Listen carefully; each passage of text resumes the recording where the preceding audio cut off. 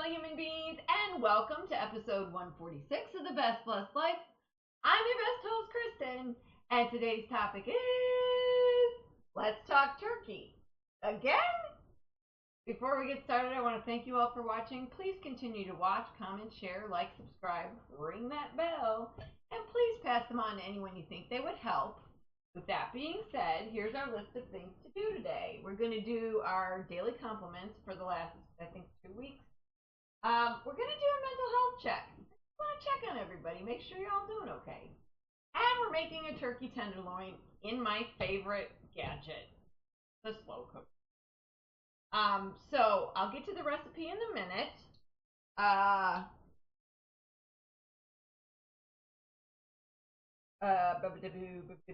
let's see. Let's start. I had to figure out where I left off. Okay, so we're starting with the 25th of April, and it is You Make a Difference in So Many Lives. The 26th, I love your sense of adventure. The 27th, I genuinely love that you are always clear and direct. The 28th, you have a real talent for writing and communicating. 29th, you have such a great way of putting others at ease. 30th, your dedication and commitment are truly admirable. The 1st, you have the wonderful ability to make people feel heard. The 2nd, your wisdom and experience are truly valuable to me. The 3rd, your intuition and insight are always so helpful. 5th, which is today, the way you continually speak up for important issues is very admirable. I'm going to check on your mental health. I'm going to go over this recipe once this opens. So it's a 1.5 pound turkey tenderloin. Mine's, 1.8, yep. And then 2 pounds of baby creamer potatoes. I didn't have those, so I'm substituting with just regular potatoes that I've cut up and already put in the bottom because that's what we're supposed to do. Show you. Here they are in all their glory. I cubed them. And then it's 2 tablespoons of butter, 1 teaspoon of garlic, 1/4 teaspoon of onion powder, 1/2 teaspoon of paprika, 1/2 teaspoon of thyme, 1/2 teaspoon of oregano, 1/4 teaspoon of pepper, and 1/2 teaspoon of salt. I did reduce the salt a little bit because technically a lot of times these tenderloins are which mine is.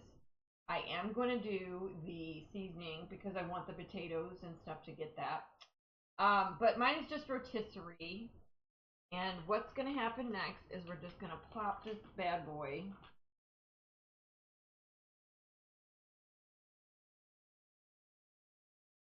Yeah. So I'm going to put this in here with these potatoes. Wow, these are huge. Holy moly. I didn't realize they were going to be that big. I'm do a little bit of, I don't know. Okay. Now the nice thing is there's not a lot of prep other than what we just did already. And if you use those creamer potatoes, there's even less prep because I peel potatoes, and they just have you cutting those down. You know what I'm talking about? Those little itty bitty ones. I wish I'd known what this recipe called for that because I would have bought some. Excuse me. Mama needs more coffee. Okay. So then basically, I've already done a majority of the stuff. Then they want us. Oh, I'm supposed to rub this on the turkey. So basically, all they do is have you mixing all the seasonings together and then spreading it. I'm scared. I don't too much. They are pretty big, so hit this side and then. Oh. Like I said, it does have a good. We're also trying to season the potatoes in the process, so that they get the salt and the morning time, so it's a little off-putting, but it smells delicious. It says to rub it in, but it's already in here. Ugh. I'm gonna put some on my actual because I have the extra potato stuff. So I'm gonna Show you what this all looks.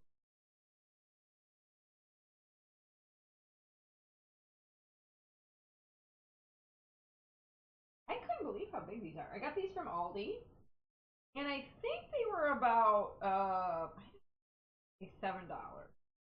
It's not crazy, right? $7 for a good amount of turkey. I think that. All right, there we go. Ta-da! Quick. That is basically the sum of our recipe.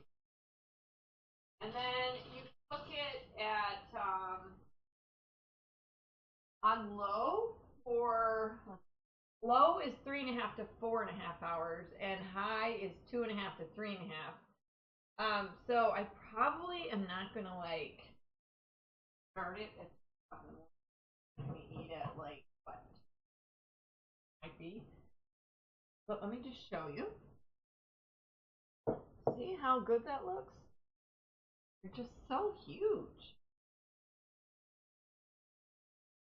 I don't know. I'm impressed, I guess. And then we just pop this in here. Oh, I think my crock pot lost a little stubby on the lower. I'm like, it's messy. A makeshift, right? We don't have to find it. That worked. Have to get a sticky thing. All right, so that's just gonna sit in there, and I'll probably start it in the next, I don't know, hour or so. But I want to talk to you about mental health. I don't know how everybody's been feeling. Again, I know I talked to you about the weather, not the last time because I was with the kids. Those bars were amazing, apparently. I'm going to have to make myself some with almond butter. Um, the banana bars that we made last week. It was banana bread, baked oatmeal, and then we added peanut butter and replaced walnuts. And the family just loved them. So I was really, really excited about that because I couldn't sample them. And so I was really appreciative that they came out so well.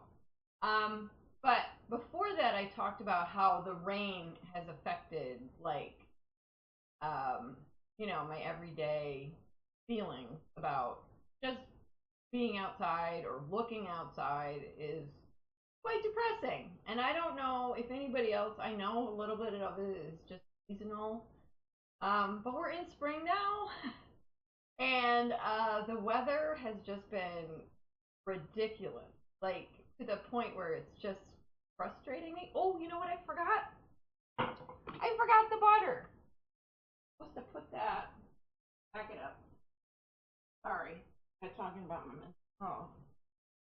So basically, she said put it in slices, but I think I'm just gonna like break it up, put it on top of the turkey.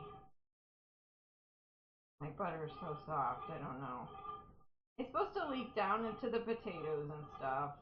So, all right. Um, how about this?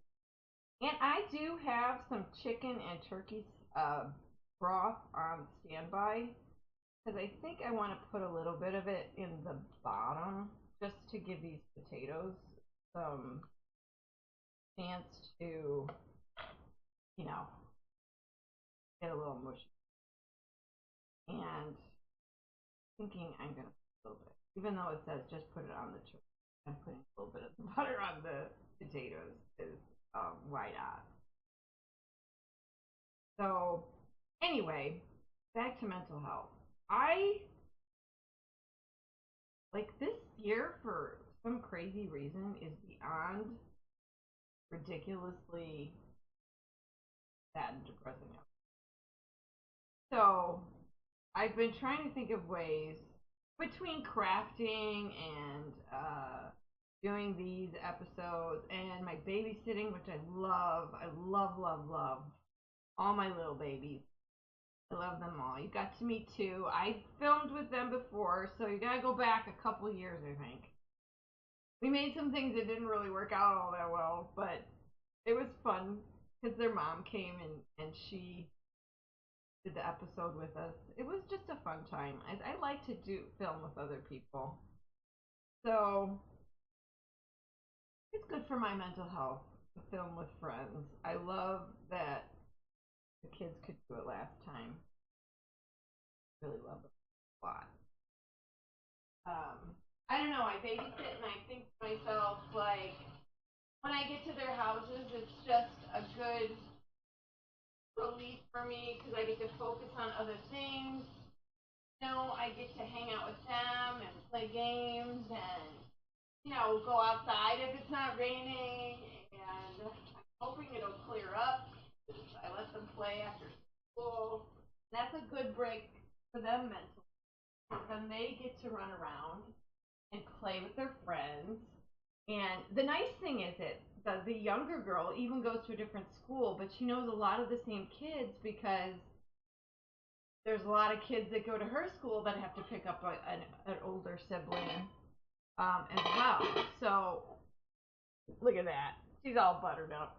Um, so it's a good little mental health break for me because they get to run around and they get to, play with friends. And then they also get a lot of their energy out because even though they get to go outside a lot more than I remember going outside as a kid, at school specifically. And so they go outside for like 2 recesses, which I don't, and then also sometimes gym, which is great. I don't remember going outside for gym, but we probably did. I don't know. In high school, we did more because I remember we like play tennis or basketball outside. Anyway, when I moved here to the big town, uh, a little background because I don't know if I told you too much about my younger years. My family lived in a really small town, a lot of small towns, till I was like 16, and then we moved to the big town of Burbank, Illinois, and I don't even know. There were more than 1,400. Let's just put it that way. The town I came from had 1,400, and the new high school I was going to had 1,400 at the time, I believe. Maybe it was even more. But it was like seeing your whole town in one building, and it was very intimidating, and I didn't know what to do. So, yeah, I'm trying to put the two high schools together because the one high school, we didn't have a football team, we didn't have a swimming pool, we didn't have bowling or golf team or a lot of the big stuff that we had at the smaller at the bigger school. Sorry, which I had. We did a marching band, but for that smaller school, it was just for parades and things. It was never for competitions or football games. Obviously, did have pep bands for basketball. Um, but other than that, like I grew up mainly um, I want to say mainly in a small town, but we've actually lived in bigger towns for a lot longer than we ever lived in the small towns. But it is a culture shock to like go from knowing everybody in your school of like 250 kids to not knowing anyone and like being lost because there's like 4 floors or 3 floors. I don't even remember now, and all these ramps and all these kids, and it was just so intimidating to me. So I don't remember a lot, like growing up. I do remember like K through 8 was one school, one long hallway, maybe two of each grade. I don't even really remember, with class sizes of 25 or 30 per kid. So like my sister graduated before we moved, and I think there's probably 30 kids in her graduating class, and I had 465, which is bigger than my whole other high school, just as a reference point. But I don't remember going outside a lot. So, like, even for kids and weather like this, mentally speaking, it's good that the teachers get them outside for recesses and things like that because it does give them a brain break. And we all need that. We all need a brain break now and again. But when you look outside, there is no break. There is no relief. There is no sun. There is no I don't know. I don't know what I'm trying to say. I just think there's this point where we we need to change the scenery in order to change our minds, in a sense. Even if you're not leaving the house, maybe it's important to take a shower or a bath, or do go for a walk even in the rain. Maybe it will make you feel more attached to it. I don't know. Some people do like the rain. Go out and do something that doesn't cost any money, like going to the. I love going to the library. I've been on this kick where I'm trying to learn things from the books that I get. So I'm not trying to necessarily do uh, fiction all the time. So what I've been doing with my puppy, Magnus, we've had our book club for almost 2 years now, and we've been reading this one book. I haven't even been posting about it because it's so long, and I don't get to read as often. So we are getting to the more end part of it.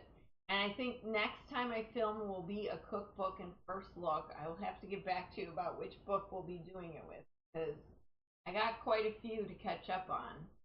But when I'm reading away from my puppy, when I'm reading books that are just for me, like I read when I babysit the little baby when he's sleeping, and I like to learn things. I'm in this mode of just constantly keeping my brain focused and concentrating on um, gaining knowledge because at this point in my life, I find it really important that I forget what I learned. No, that I learn and I am able to apply it. That's my theory. Like I'm trying to start a sourdough. I got some sourdough starter from a friend, and I am trying to get into it. But with babysitting and everything, I don't want to mess it up. I've been keeping it in the fridge, but I got a book about it. Um, that kind of stuff. I want to farm, so I'm trying to learn all about farming. So I'm focusing on that right now. I'm reading a book called Funny Farm, and it's about a woman whose mother escaped from an abusive relationship and basically brought her kids to this shack that this guy allowed her to rent for $100 a month, and they started essentially started this farm, even though the mother was doing other things to help make money because the husband was not helpful at all. In fact, he was even abusive after they left and tortured them and their animals. But she started working at the animal control and started gathering all the, strays and the ones that were going to be euthanized and stuff like that. So they started acquiring, and then people started hearing about the fact that these would take in like stray animals or injured animals and things like that. So I don't know if they've had them all at once, but 600 animals on a 7-acre property, birds, cows, goats, dogs, lots of dogs, um, horses. I'm trying to think what. But it's really fascinating. She wrote it really well. That she alternates the story between how they came to have this farm, like what their relationship with the father is, and how that came to be, and how they had to separate from him. And then she'd pick a little story to write about a particular animal that she loved or that something happened to, or how they came to get this animal. It's a really cute book, and it's called Funny Farm. I really like it a lot. And I'm getting little tidbits of things that I should focus on when I do have a farm that will help me learn how to take care of them better. But I do have to get into more like just the meat of how to run a farm kind of books. So between that and YouTube and just acquiring a lot of knowledge about how to take care of all the different animals that I want to have, cows, chickens, goats, sheep, donkeys maybe, I'm thinking that kind of stuff. So I want to be able to make sure that I can take care of them for the most part, and then whatever vet or. But that's my point. Like I'm trying to learn things to keep my brain kind of not focused on what's happening outside. Because it's rained a lot here by me, and it's quite depressing actually. I know I've said that, but what do you guys do?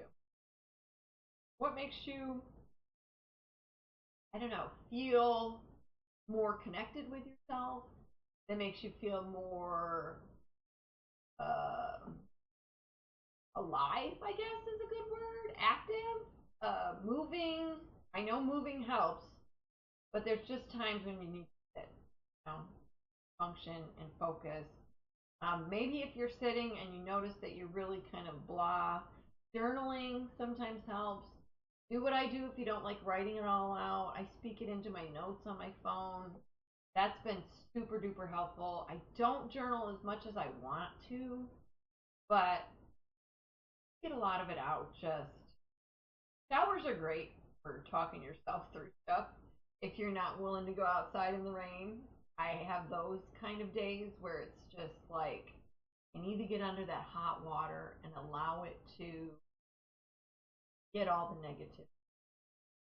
And if you're ever one that like pays attention to being grounded to the planet and being aware of your surroundings, appreciating where you are and what you're doing, grounding is important. Walk around in your bare feet on grass, even if it's wet and raining. Sometimes that makes you feel more connected.